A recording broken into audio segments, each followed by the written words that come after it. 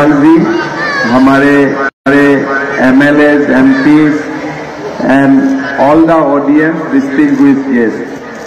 मैं आप लोगों का समय लेना नहीं चाहता हूं। हम लोग फुटबॉल खेल देखने के लिए आया हूं।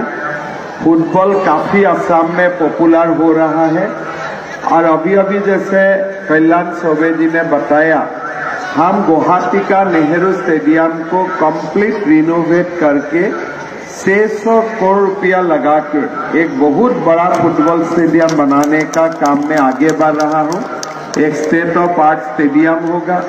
अभी हम लोग दीपू में एक बहुत बढ़िया मल्टीपर्पज स्टेडियम का इनॉग्रेशन किया। बहुत ही खूबसूरत स्टेडियम है।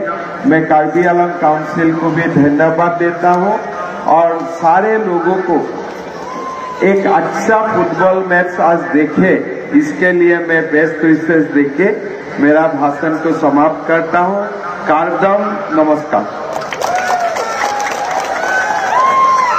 আমি মুখ্যমন্ত্রী মহোদয় ধন্যবাদ আর কৃতজ্ঞতা জ্ঞাপন কৰিছো আৰু লগে লগে নেক্সট কমিশনাৰক আমি দুইজনক খেলুৱৈসকলক খেলপথাৰত প্ৰৱেশ কৰাবলৈ অনুৰোধ জনাইছো।